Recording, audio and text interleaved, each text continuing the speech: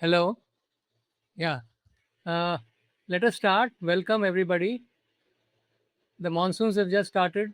The weather has cooled down, but many of our patients are going to feel heat in the bodies because of various infections caused due to the monsoon. Next slide, please. Here is a small slide of children enjoying themselves in the monsoon, but they also become victims to many repeated illness during the monsoon season. Next slide. What is the reason we have an explosion of illnesses during the monsoon season? It's a combination of humidity, stagnant water, unclean water, which promotes an explosive growth of pathogens and vectors, causing overcrowded OPDs, frayed tempers in our clinics. This is an update on common illnesses seen during the monsoon and tips on rational diagnosis, investigation, management, and most importantly, for you in the OPDs, early identification of red flags, which cases to treat and which cases not to treat, and refer to higher centers. Next slide, please. How do we classify these illnesses? These illnesses can be classified on the basis of how these diseases are transmitted. There are three main routes of transmission: airborne infections, vector borne infections, water and foodborne infections.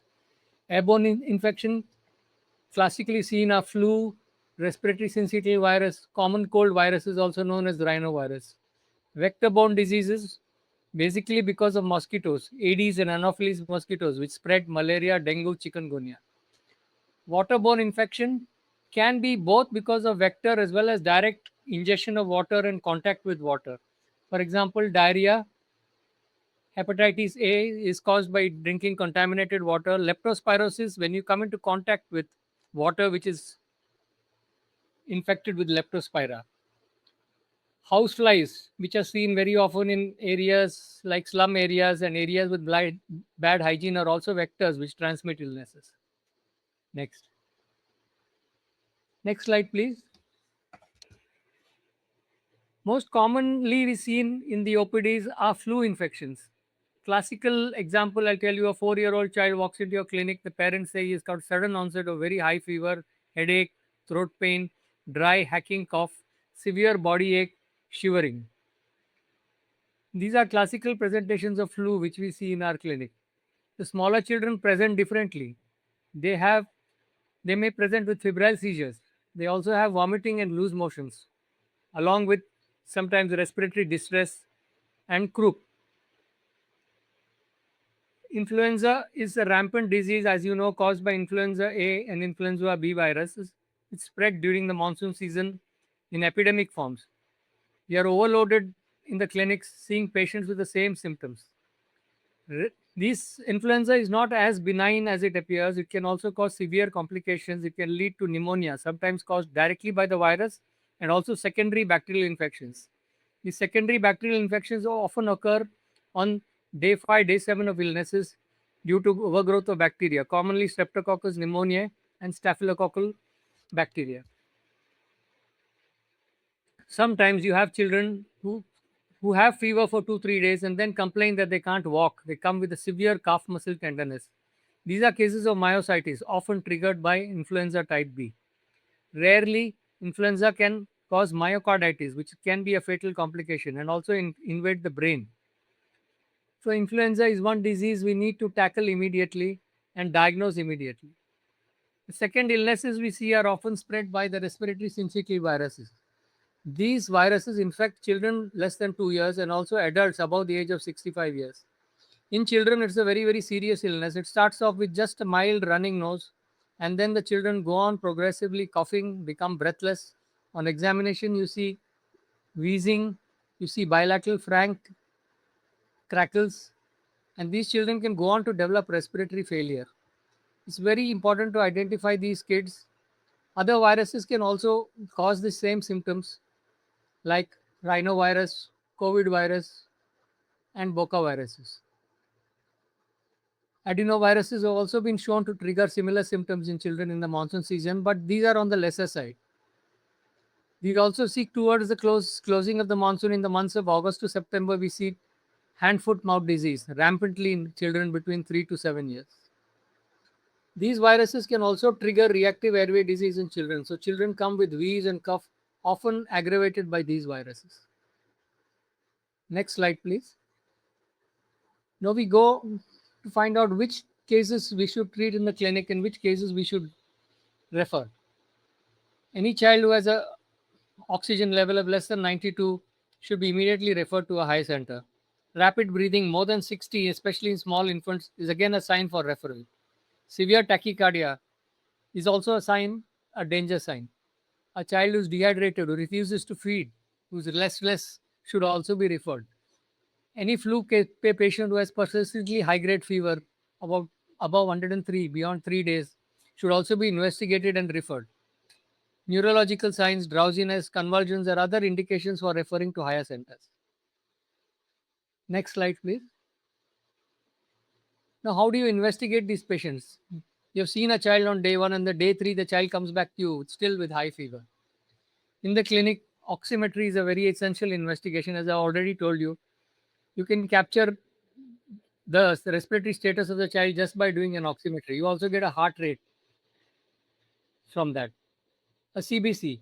A CBC in viral infections, in flu infections, gives very little information. In most cases of flu, you see leukopenia, very low count, sometimes as low as 2000 to 3000. And you also see a borderline low platelet count. And these findings also overlap with other monsoon illnesses like dengue, malaria, leading to confusion. CRP. CRP is something which we commonly order in our clinics, but it is somewhat like what we used to do in the olden days, our ESR. It's basically an inflammatory parameter.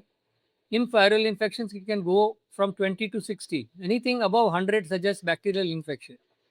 So just a high CRP of 20 to 30 should not be an alarming sign. You can always reassure the patient that even in viral infections, you can get a high CRP.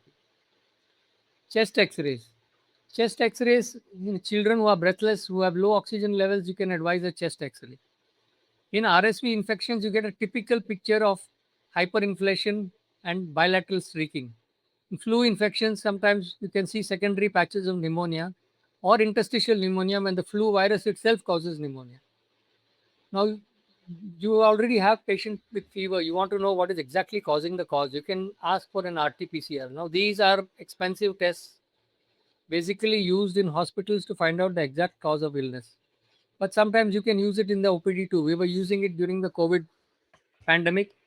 And even here, especially in a patient with severe myositis, a patient who is very, very agitated and angry because the fever is not going down, you can also, and typical symptoms of flu, you can ask for RT-PCR. Next slide, please. How do you manage these patients? Well, to treat the fever, we can use paracetamol and ibuprofen. Mefenamic acid has been recently banned by the Indian government for use as an antipyretic, basically because of issues related to kidney and hepatic damage. What about antibiotics? Antibiotics are all our favorite prescriptions. Very often you see a 6-month-old child coming to the clinic with fever, loose motions, vomiting, and cough. You're tempted to start cefixime, tempted to start azithromycin. This may not always be the right choice because no bacteria will cause multiple symptoms in in organs. For example, no bacteria will cause a running nose, no bacteria will cause a cough and loose motions occurring together. Oseltamivir is a more rational choice. It still retains its sensitivity after so many years. Less than 1% of resistance has been shown to oseltamivir. It's freely available in our country now on your prescription. Trade names are Fluvir, Fluvia, Anti-Flu. Only the dosing is a bit complicated. In a child less than 15 kilos, the dose is 2.5 ml 2 times. In a child who is weighing from 15 to 20, 15 to 23 kilos, the dose is 3.75 ml 2 times. In a child who is from 25 kilos to 35 kilo to 40 kilos, the dose is 5 ml 2 times. And in an older child who is weighing more than 40 kilos, you can very well prescribe the capsules. 75 milligram, which is the adult dose 2 times. This gives very good results. The fever breaks within 2 to 3 days. It also stops viral replication and it also decreases the complications of flu. Antibiotics we give in select cases, like I said, when a bacterial pneumonia is suspected, when the CRP is extremely high, when you suspect a streptococcal infection or a staphylococcal infection, you can start appropriate antibiotics. Otherwise, RSV, there is no antibiotic treatment. The treatment of RSV is extremely difficult. You can give a trial of bronchodilator nebulization in the clinic. If the child improves, you can continue. Recently, hypertonic saline nebulization has also been used for bronchiolitis because there is a lot of mucus plugging and edema in the airways, in the small airways, the bronchioles. Hypertonic saline enema can relieve the congestion in these children, but still there is no consensus on whether it can be routinely used.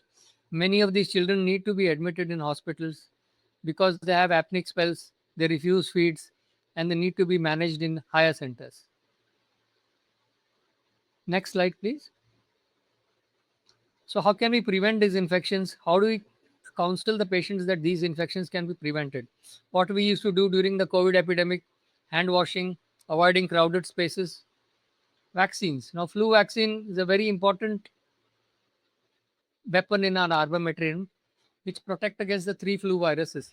We have trivalent flu vaccines right now, which should be ideally given to children in the month of April. IAP recommends that all children less than 5 years should be given the flu vaccine. We can start we start giving flu vaccine at the age of 6 months. We give initially for any child who is less than 9 years, he has to be given 2 doses of flu vaccine, and any child older than 9 years has to be given a single dose. These doses have to be repeated every year till the child is around 5 years of age. But even in older children, it could be recommended. There is no vaccine for RSV. There is a vaccine now in America for pregnant women to prevent RSV in the neonates, which is given in the third trimester of pregnancy. Now, this last thing which I have written, Nirsevimab, is a long-acting monoclonal antibody which has just been released in the Indian market, which is given to children who are at high risk for RSV infections. Children who are high risk for RSV infections are those who are born premature, low birth weight, those who are having immunodeficiencies, those who are having congenital heart disease. These children can be given this monoclonal antibody in the injectable form. Still not recommended routinely for all children. So this is all about airborne infections which we face. Next slide, please. We next move to waterborne infections. Waterborne infections come from drinking contaminated water and also from contact with contaminated water. We face an explosion of acute watery diarrhea, acute dysentery, typhoid, hepatitis A and E, and leptospirosis in the monsoon season. Now, I have mentioned the name of certain organisms against each of these illnesses. In acute watery diarrhea, I've mentioned rotavirus, enterotoxigenic E. coli, cryptosporidosis, and Vibrio cholerae.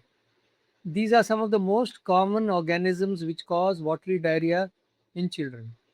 Now, on what basis do I say this? There was a study conducted across many tropical countries known as GEMS, GEMS study, Global Enteric Multicentric Study. In this, they collected stool samples from countries in Africa, from Pakistan, from Bangladesh, India. In India, basically from Calcutta, in Pakistan, from Karachi, to find out what are the common organisms which cause what diarrhea in children. The results were very, very revealing. We now know that most cases of diarrhea, majority of them, 60% of acute acute rotavirus diarrheas are caused. Most common cases, most acute watery diarrheas are caused by rotavirus disease, by the rotavirus, with more than 60%. Other organisms are enterotoxigenic E. coli and cryptosporidosis. Cryptosporidosis was known to cause infection in patient with AIDS, immune deficient patient, but now it has also been shown to cause watery diarrhea in immune competent children. Cholera, as we all know, following massive flooding especially in places where there's extreme poverty, slum areas. Cholera is endemic in India. We see epidemics of cholera very following flooding events. This is also a cause we cannot forget still of acute watery diarrhea. Next, we come to acute dysentery.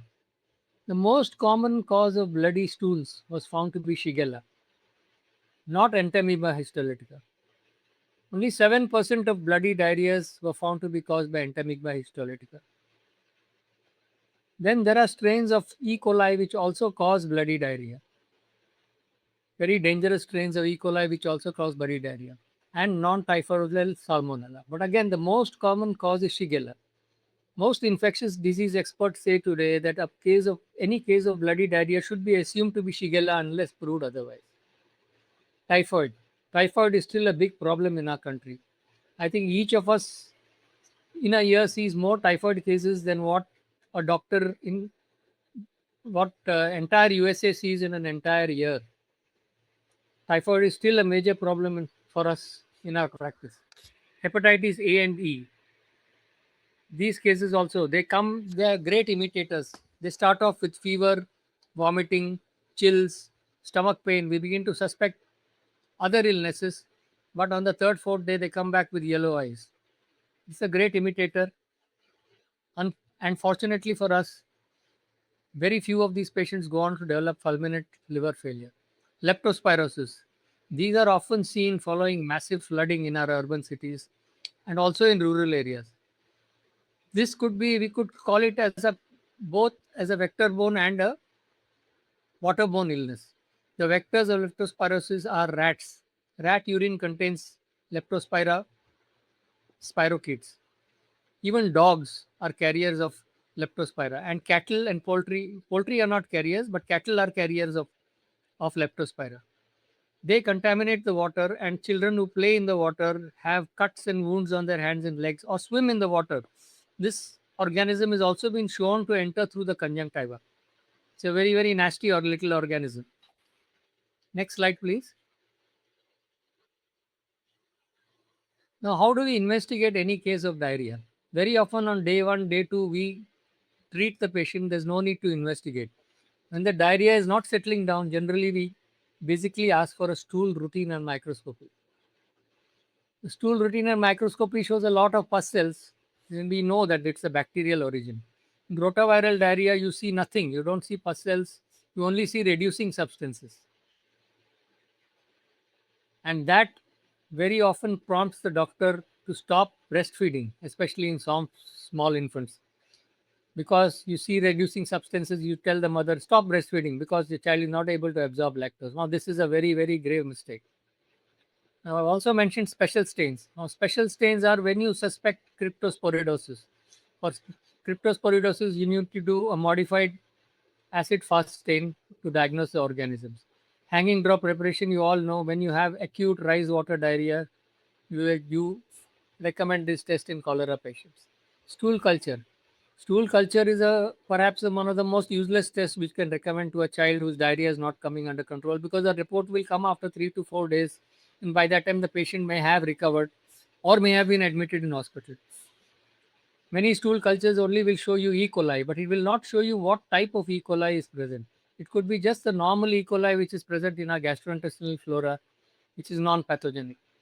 Of course, if it cultures something like Shigella or Salmonella or Campylobacter or Yersinia enterocolitica, it would be useful. But by that time, you're already down the road, you would have already started antibiotics.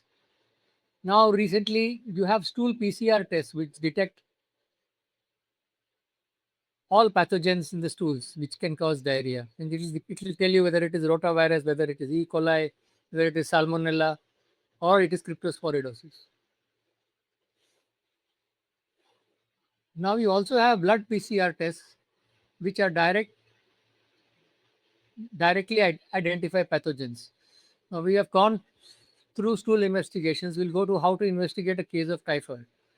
Since 1896, the test of choice was Vidal. Vidal was invented in 1896, but unfortunately we still use it today to diagnose typhoid cases. the lab report tells you that anything above 1 in 80 is positive, and the patient is stamped as double typhoid and sometimes triple typhoid and quadruple typhoid and started on typhoid treatment. In many slum areas, even if you take blood from a normal person and do a Vidal test, he will have a titer of around 1 in 80 or so because he's constantly exposed to this typhoid bacteria because of bad sanitation sanitary conditions. But it does not mean he has got typhoid. If you have a rising titer, which is rising more than 1 in 160 or 1 in 480, then perhaps you can suspect typhoid. But where do we have time to do serial tests? When a child is having high fever, do we have time to keep repeating blood tests? The patients will be wild with us. So we have another test now, which is IgM, which detects only the IgM antibodies against typhoid. This is more sensitive and a little more specific than Vidal, but again, it's not conclusive because it's only detecting the antigen, it's not detecting the pathogen. For example, in my practice, I have seen cases of tuberculous pleural effusion showing IgM positive. Urinary tract infections also testing Vidal positive as well as typhoid IgM positive. So, very often you get a false positive test. The gold standard of testing in typhoid is BACTEC blood culture. The report comes rapidly within 2 to 3 days. You can put the child on, if you suspect a case of typhoid, you can put the child on typhoid medication and send this test. And moreover, it will also give you an antibiotic sensitivity profile. Even more advanced tests today is what are called as tropical fever panels, where we can do a blood PCR which detects 7 to 8 pathogens in a single blood test. These are also sensitive. The other tests we do for infective hepatitis cases, or again, we do a liver function test. We do SGOT, SGPT. A prothrombin time is very important to know how good the liver function is, and serum albumin, of course. We can also do IgM testing to confirm which virus is causing the infection. Most common virus is the hepatitis A virus. You also have outbreaks sometimes of hepatitis E virus. I have seen a few cases of hepatitis E in children. The other tests we do are basically for leptospira. In leptospira, the diagnostic test which is easily available to us today is again leptospira IgM, and we suspect leptospira. There are two types of leptospira. One is the icteric form and one is the non-icteric form. The non-icteric form, they initially have very high fever with body aches and pains and leg aches and pains, and also they have redness around the conjunctiva. They have no stickiness of the conjunctiva, but the conjunctiva becomes very red. This is a very important sign of leptospirosis. In cases of complicated leptospirosis, which affects all organs, we may have to do renal function tests, we may have to do sonography, echocardiography, because it can also affect the heart. Leptospira can also be picked up by PCR testing. Next slide, please.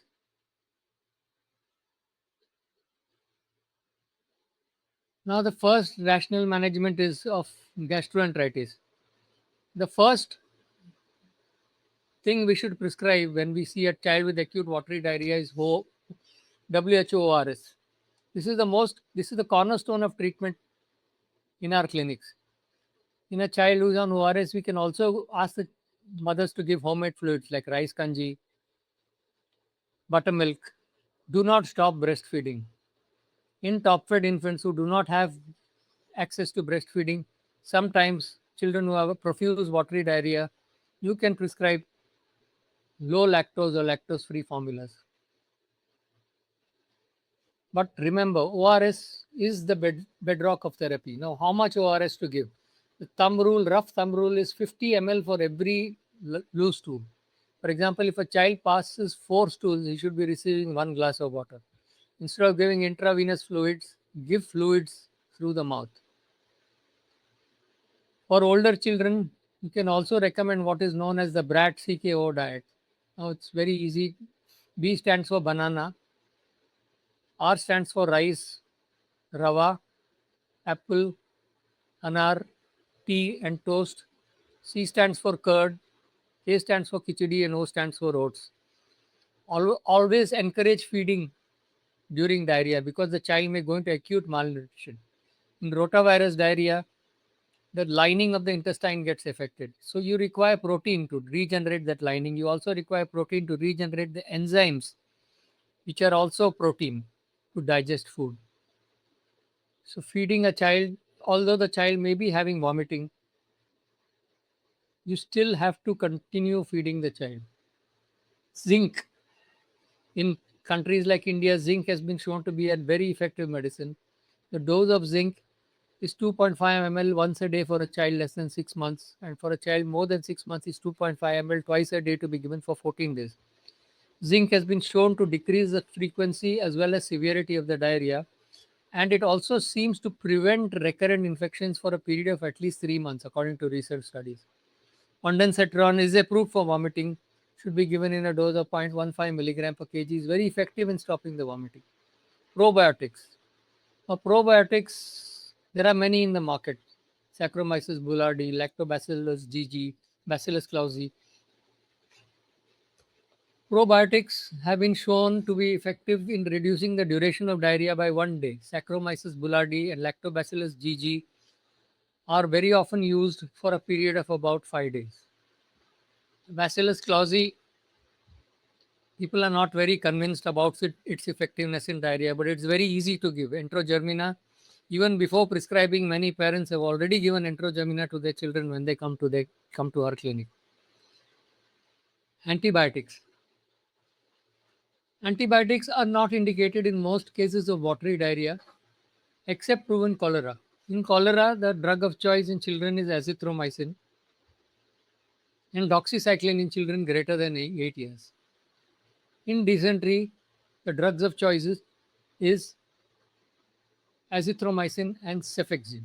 What should not be given? What antibiotics should not be given in children with diarrhea? Most common prescription I see is a combination of ofloxacin and metronidazole, which is blindly given to children whenever they have loose motions, whether it is watery or whether it is bloody. Now, ofloxacin has been strictly banned for children less than 12-year-olds by DGCI because of its cartilage damage.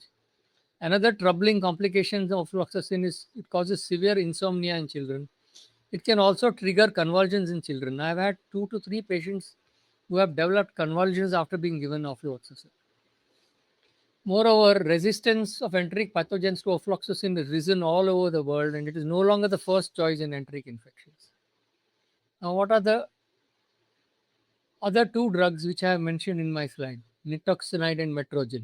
Nitazoxanide is basically for treatment of cryptosporidosis. If you find a cryptosporidosis, it's very, very effective in the treatment of cryptosporidosis. I've seen many pediatric gastroenterologists prescribing this medicine for children with resistant diarrheas because we cannot do stool PCRs, we cannot do these sophisticated staining tests for children with diarrhea. Nitazoxanide in several studies was also shown to have efficacy against rotavirus, especially in South American studies. Unfortunately, the syrup form of this medicine has gone off market in our country. I don't know for what reason. But tablets are still available. We have, in desperate situations, given children these tablets. They are available in 500 milligram tablets. So we have broken them down into 1/4 piece. For children less than 1 year, the dose is 100 milligram per day, so approximately 1/4 of a tablet. In children more than 1 year of age to around 5 years of age, the dose is 100 milligram BD, so we give 1/4 tablet 2 times. What about Metrogyl?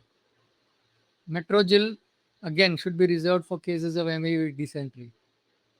Now, as I said, in any case of bloody diarrhea, you need to demonstrate protozoa of amoeba in the fresh stool sample. Very often you see cysts, which are often cysts of Entamoeba dispar, which are common in stools, and they may be mistaken for cysts of Entamoeba histolytica, and we start with Metrogyl. But Metrogyl is no doubt is still very effective in the treatment of MAB colitis and also has a role to play in Clostridium difficile diarrhea, which we are not concerned with here, which is seen after prolonged use of antibiotics. Another drug which is very often given in small children, which we used to use in the 80s in children with diarrhea, valamycin syrup, colistin, a favorite of ours in the early years of our practice, whenever we used to have children with watery diarrhea. Colistin should not be given to small babies now. Colistin is now an antibiotic reserved for severe infections. When everything else fails in the ICU, patients are given intravenous colistin. This is the drug of last choice, life saving drug. Hence, we should not be using it in our patients. Next slide, please.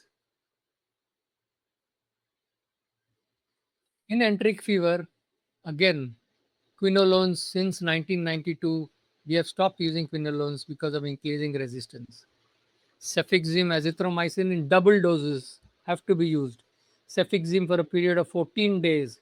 Again, don't give it for 6 or 7 days. It should be given for 14 days in double the dose. Normal dose is 10 milligram per kg. We have to give it in 20 milligram per kg. Azithromycin 2 in double dose, not 10 milligram per kg, 20 milligram per kg for 7 days. Again, combination therapy is not approved still. But what we are facing with cefixime and azithromycin is that the MICs in cultures have risen. Patients continue to have fevers for 6 to 7 days, even after starting these drugs. And so we have to counsel the patients regarding this, that fever may take time to settle down. Even after 6 to 7 days, the fever may still be there in some patients with typhoid.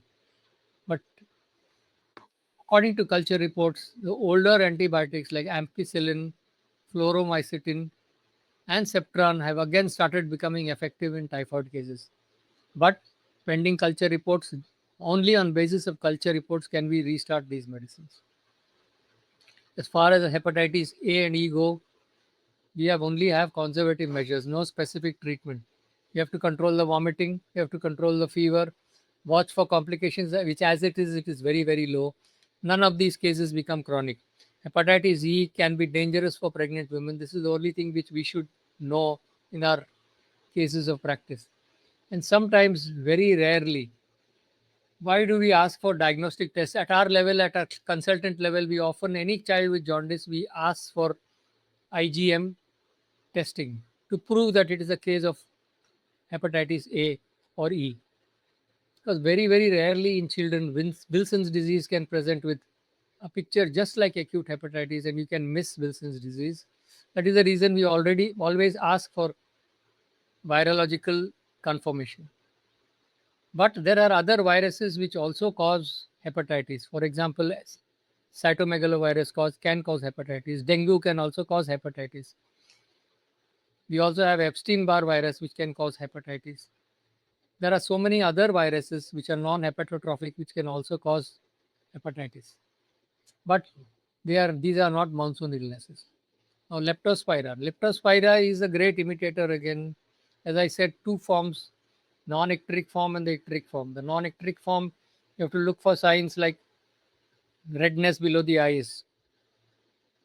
Again, these cases can also get hepatosplenomegaly. They also get pleural effusions. They also get ascites. They also get myocarditis.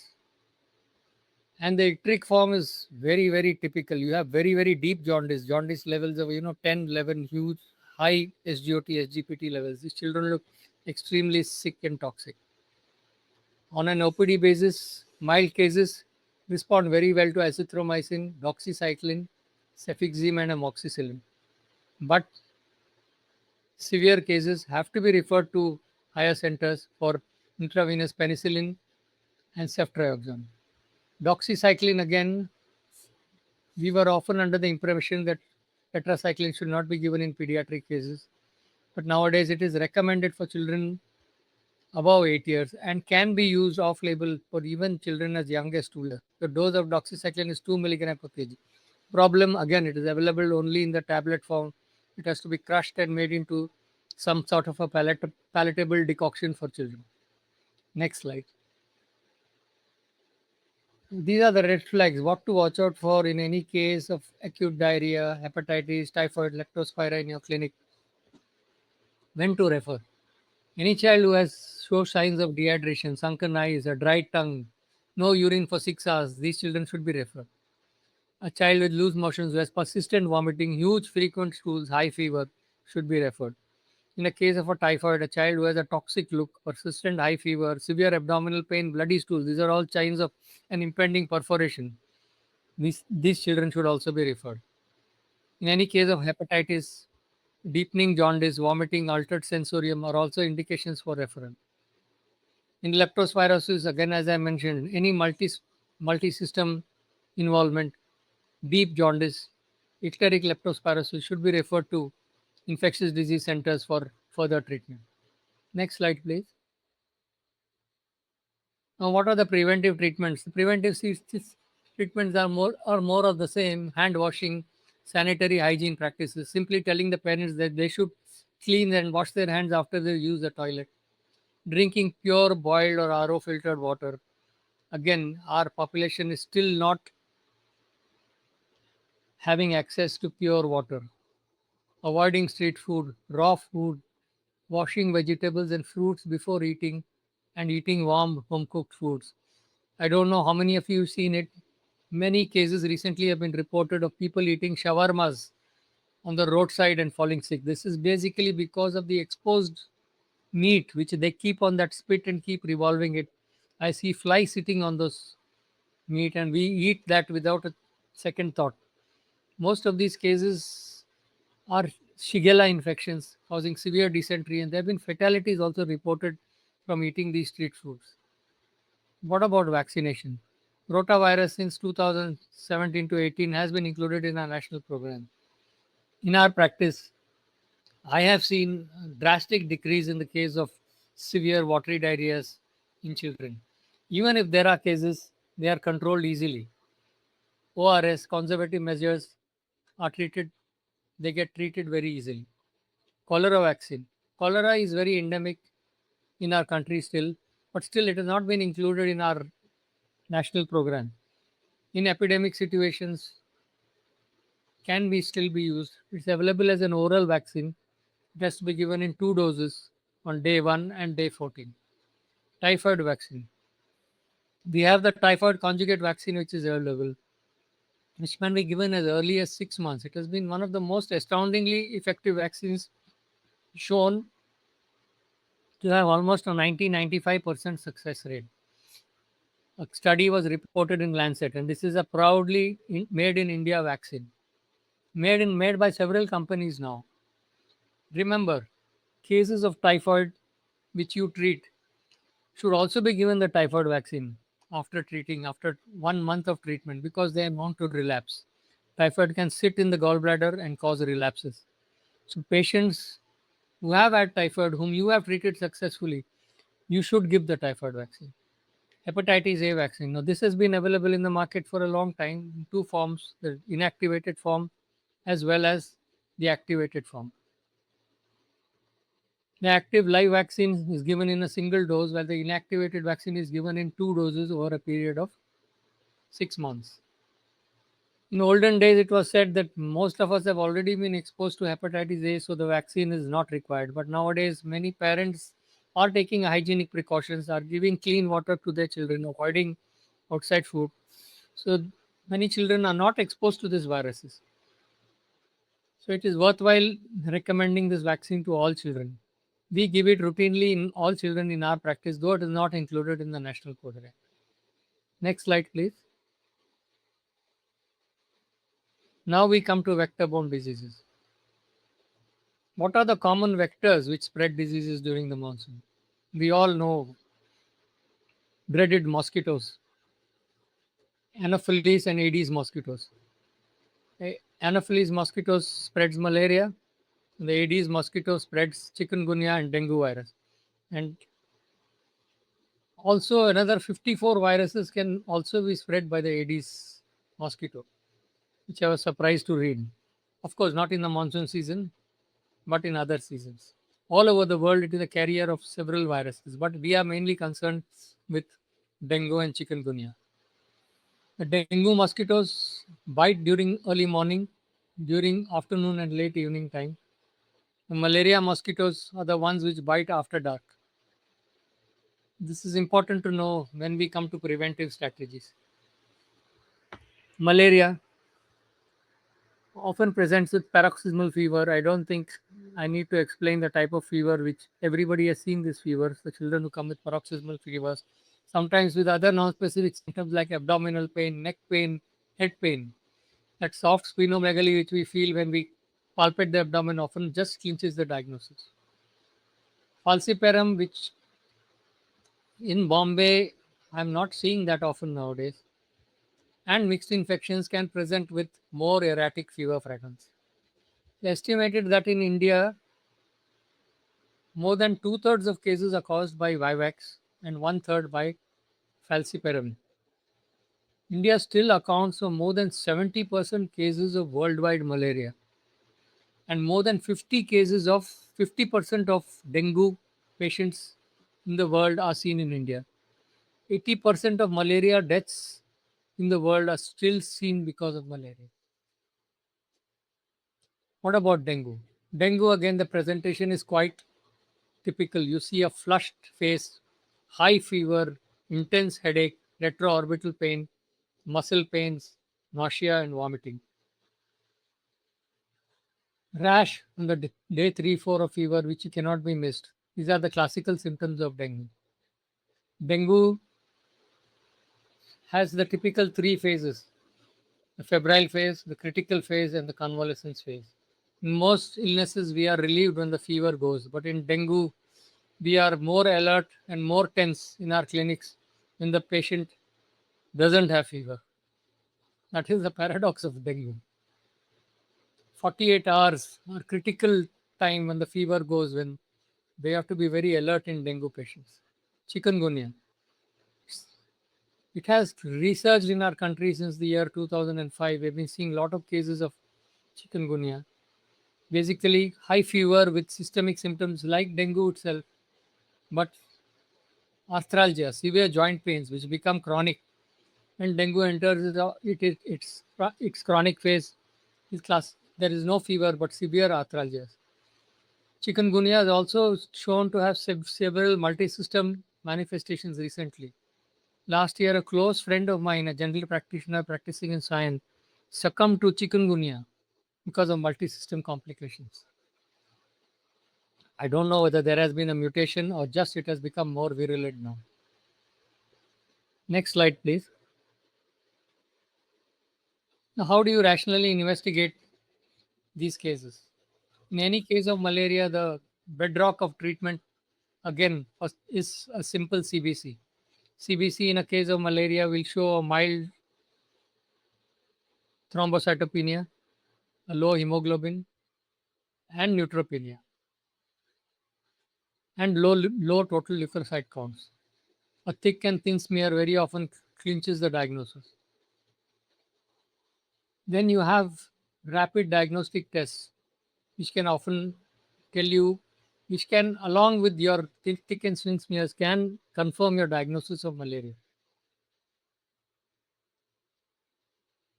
These rapid antigen tests sometimes can detect also past malaria. Suppose a patient who has had malaria recently is retested again, it can detect old malaria. So sometimes you cannot only rely on these tests.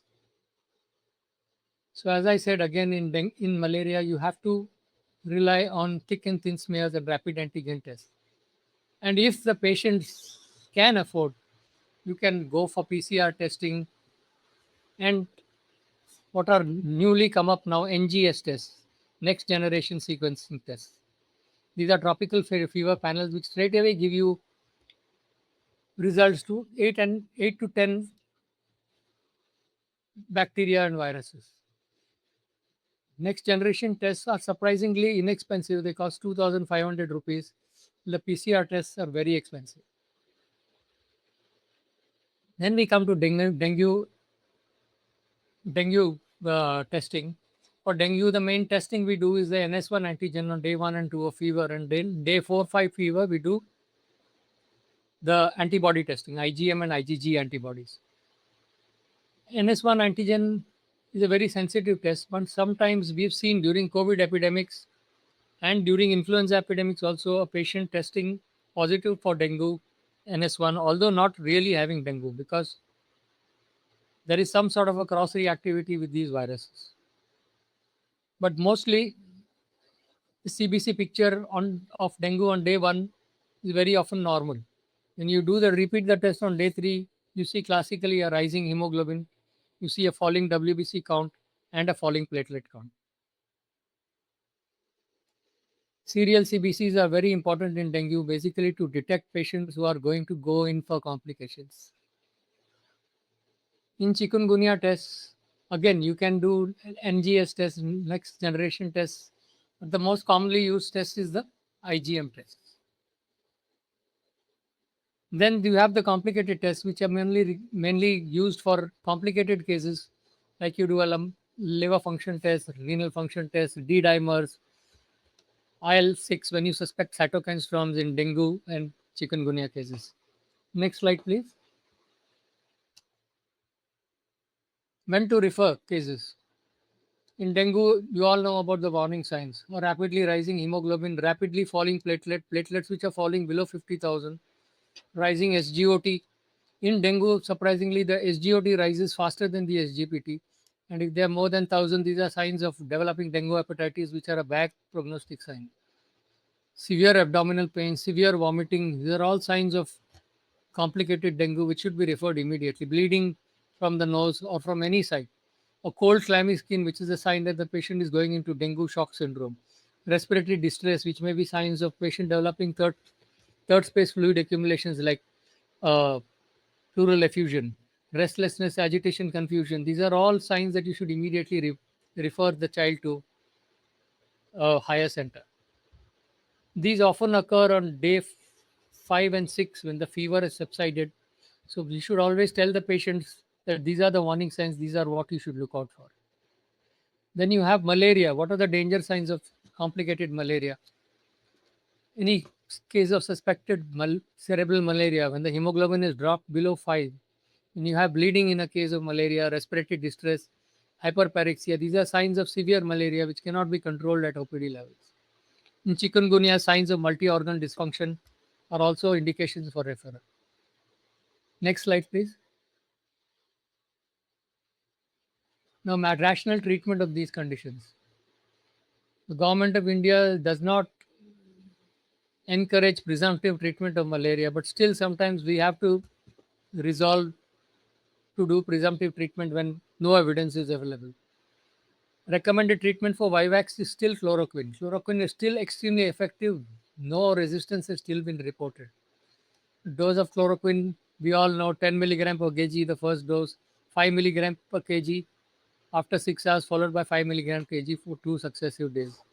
This is the 3-day regimen for chloroquine, gold standard treatment, still very effective. Of course, we have to start primaquine after G6PD screening. G6PD screening is a must before starting primaquine.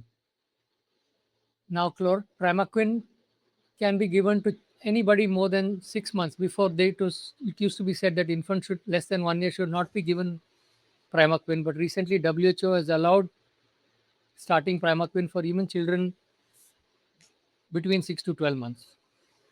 For a person with borderline G6PD deficiency, you can give a single dose of primaquine in the dose of 0.75 milligram per kg. For P. falciparum, the gold standard of treatment is again artemisinin combination therapy. This is recommended by WHO as well as the Government of India's National Malaria Eradication Program. There are 3 combinations available now in the market, but unfortunately, artesunate plus sulfadoxine pyrimethamine, artesunate mefloquine combination available only in the tablet form, not very palatable, so not very suitable for children. Only preparation which is available in a syrup form and a dispersible tablet form are artesunate and lumefantrine. Some brands are available. Falcinyl LF is one of the brands which are available in syrup form, which are easy to prescribe in children. Now, what is the rationale between this combination? Artesunate has been shown to be extremely rapidly acting. It affects all the 3 stages of malarial parasites, the merozoites, all the three stages are rapidly eliminated by this drug. Incidence of resistance is still less than 1%. And when combined with slower acting malarial drugs like sulfadoxine, like pyrimethamine, mefloquine, and lumefantrine, it gives excellent results. Areas in the northeast have shown resistance to sulfadoxine, pyrimethamine, and mefloquine. So only artesunate and lumefantrine is recommended in Northeast Asia, in the Northeast India. Other combinations are recommended in the rest of India. For chikungunya, unfortunately, there are no treatments. Antipyretics and non in drugs like naproxen, brufen, and there is severe joint pain can be given. Chloroquine is given for persistent joint symptoms. For dengue, again, we don't have any effective treatment. Treatment is symptomatic, just giving ORS and fluids and watching for danger symptoms.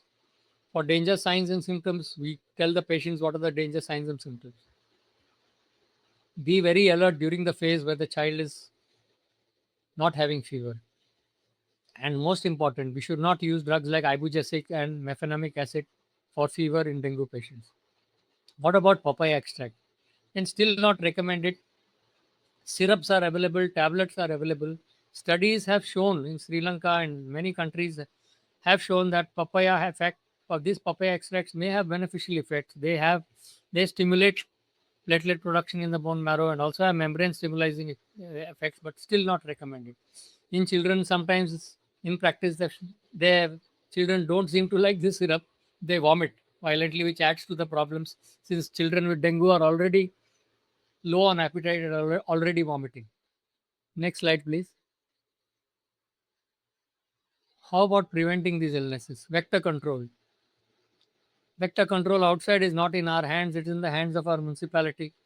But what we can do is prevent proliferation sites inside our house by clearing water from below the pots, air coolers, old tires, and other vessels. Very often in the slums, they store water. All those water sources need to be covered so that the mosquitoes cannot breed in them. For our children, we can tell the mothers that they should put full clothing on the child, mosquito repellents, and, and patches to prevent mosquito bites. Vaccination. In the pipeline, in Africa, a vaccine against falciparum has been shown to be effective, not yet available. What about dengue? Dengue vaccine has been licensed in USA, but not yet licensed in India. And unfortunately, this vaccine cannot be given to people who have never had dengue. So we need to prove that a patient has never had dengue to be qualifying for this vaccine. If a patient has never had dengue, he is not qualifying for this Sanofi vaccine. If a patient has dengue, to prevent recurrent dengue, he can be given this vaccine. But again, it is not recommended in our country. Anesia Biotech has been developing a four-strain dengue vaccine. Trials in South America and India are still on, but results are still not available. Only new advance in the treatment of dengue has been a monoclonal antibody which Serum Institute has invented, which has been shown to have very promising effect in recent trials. It was called SII monoclonal antibody. Now, this seems to be the only therapeutic advance. Again, this will be available only for patients who are admitted and who are having severe dengue. Just like the monoclonal antibody, which was invented in the end during the COVID epidemic for COVID patients. This is a new monoclonal antibody. I don't know anything about the cost or when it will be available. Next slide, please.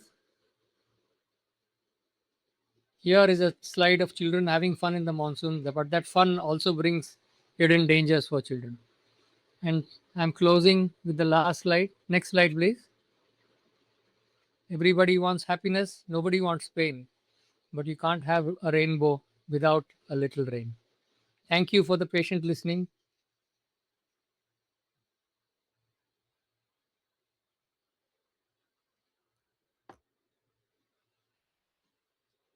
Requesting to all the participant doctors, if they have any query, they can just Yeah.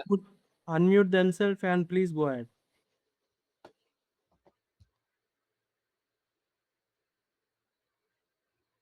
Sir, when to suspect this thing, influenza, and start medicine, fluid and all in children? Yeah, it's very easy. When you have a child coming into your clinic, as I said, let's say a 3-year-old, 4-year-old child, high fever, the child has throat pain, he's coughing incessantly, he's having a running nose, watering eyes, and parents also give history that everybody in the house is sick. The mother is sick, the father is sick, the grandparents and grandfather also had fever. Now these are the conditions where you should suspect flu. You don't need to test this patient. You don't need to do an RT-PCR to provide flu. These patients, very often children, they are not immune competent like us. Their immune system is still immature. So you can still say that, they are in category B. In 2009, when there was a flu epidemic, the BMC told us to categorize patients into A, B, and C. A with mild symptoms, B with severe symptoms, and C with severe symptoms. When you see in your OPD a overwhelming number of patients coming with these same symptoms, then you can straight away start flu. You don't need to test. In fact, in a last year in the season, I barely tested 5 or 10 patients. But in fact, if you go to Adia Hospital today, Sion Hospital today, you see their prescriptions. Any child with cough, cold, fever is prescribed fluid. Empirically, they are given fluid because it's there everywhere in the air. So don't be afraid. Instead of writing an antibiotic, if you write fluid, nobody is going to point a finger at you. You have a child with cough, cold, fever, who is having throat pain, and you have in the clinic another 10 patients having the same symptom, don't hesitate to start fluid. Don't write antibiotics on day 1 and day 2 of fever. Nobody is going to point a finger of you or accuse you of over treatment if you write fluid.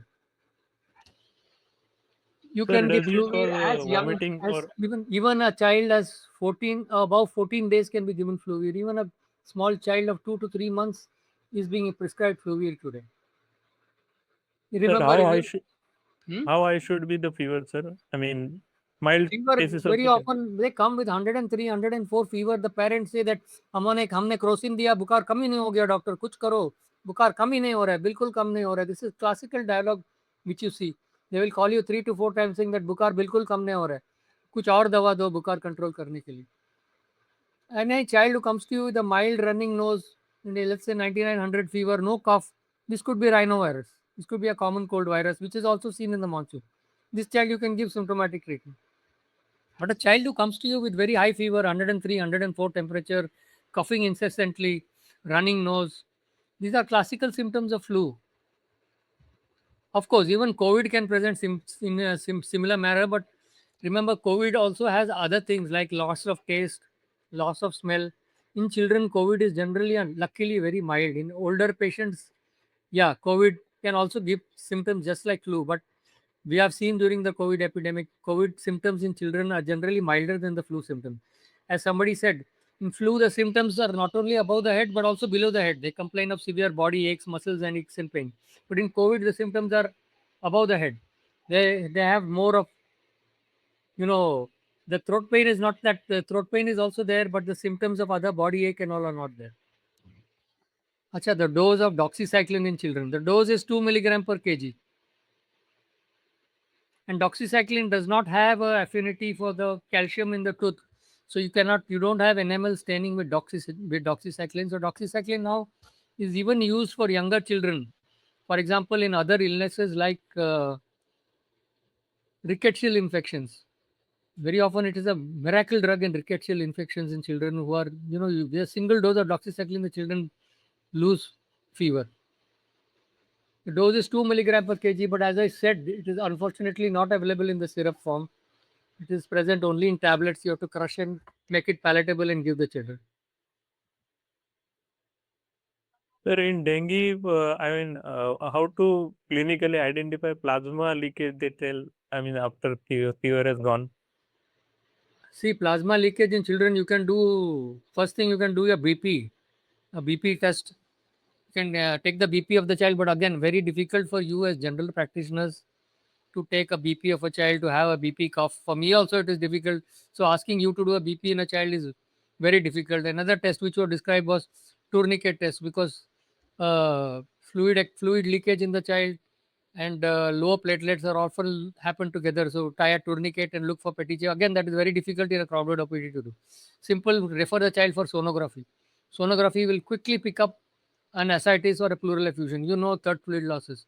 How much time does it take to do a sonography? Just 5 minutes. If you suspect that your dengue patient is not doing well, just send the patient for sonography. Simple. You'll see fluid in the lungs, you'll see fluid in the abdomen. Your diagnosis is confirmed that this child is leaking fluid. You have to send the child to a higher center. So any child you have, any, or even an adult patient with dengue, you feel not doing well, ask for a sonography.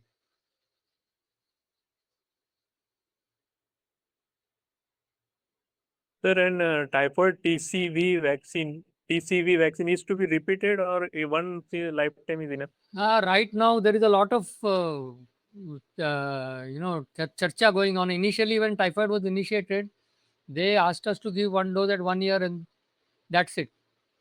And then they said you need to give a booster.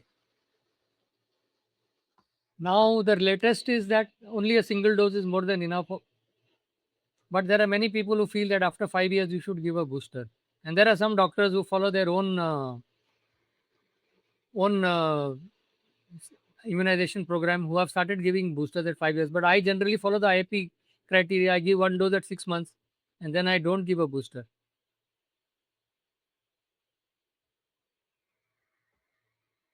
Sir, please tell us something about CRT, capillary refill time, in very small children and all.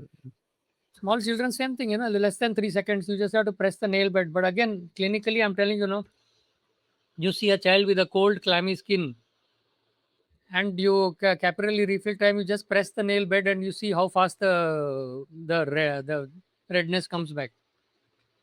And more than that, a child with a cold, clammy skin who's looking in distress. These are signs, who's looking very uneasy, who's restless. These are often signs which you know that this child is having some major problem going on. Thank you very much, sir. Any other questions?